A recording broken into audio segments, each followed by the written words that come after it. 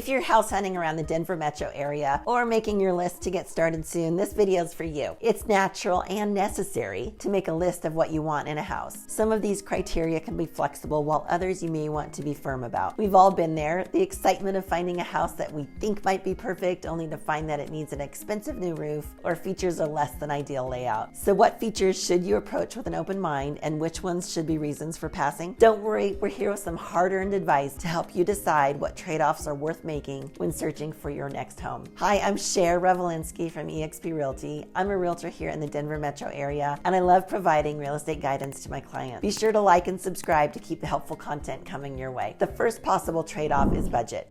So when it comes to getting all the features you want in your dream home, you may realize the price is higher than expected, and you need to carefully decide if you want to spend more than you anticipated. This is one of the more common compromises people face when shopping for a home. It can be tempting to spend outside of your comfort zone to get all the amenities you want, and you may have specific location or a specific neighborhood in mind. You also have a minimum square footage requirement and a number of bedrooms and bathrooms in mind. But these three factors don't always align with the budget that you have. The important thing is that you don't take on a mortgage loan that's too big. It's okay to stretch your budget a little bit if you've got the resources to do so, but if you don't leave yourself enough breathing room when it comes to your budget, you're really setting yourself up for a possibly rocky future. At best, you'll be considered house poor with a lowered quality of life. And I know the rising interest rates have taken a big bite out of your budget, but we've got some great ways to help make the house more affordable, and the seller pays for it. So hit me up if you want to learn more about that strategy. The second trade-off is location.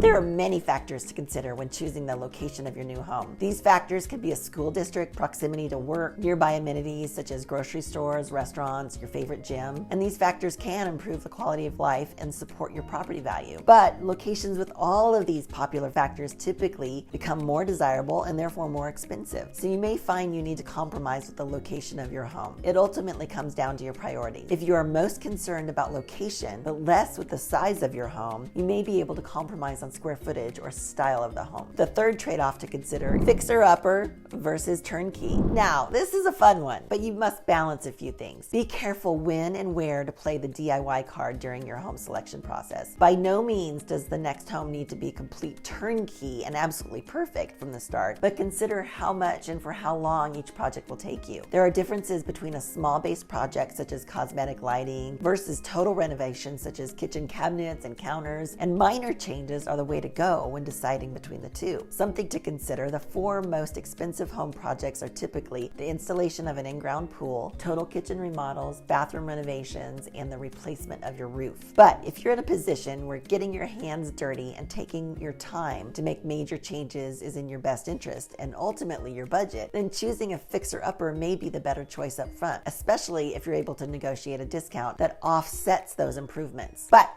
just because you want to improve a home and change the decor doesn't automatically mean that you can lowball the seller. A lot of times a house is priced for the condition, which means the listing agent and the seller have already factored in the cost of updates into the price, so it may already be at a discount. Your expert realtor will be able to determine this and help guide your offer to be a winning one. The fourth trade-off is about floor plan and size. So these might be important to you, but you might have to compromise on the square footage or the number of bedrooms and bathrooms when selecting your new home. That being said, you also have to consider the lifespan of your time in this home. So are you planning on expanding your family, or is this a home that you'll only spend a few years in? If this home is something you'll only live in a few years, you may have a little more wiggle room as to the size is concerned. On the contrary, if you have long-term plans to stay in your home, you may need to consider purchasing a home that you comfortably grow into. More than anything, extra space is not easily changeable without a substantial amount of money on expansion efforts. So if you know that you need at least 4 bedrooms to accommodate your living situation or your planned living situation,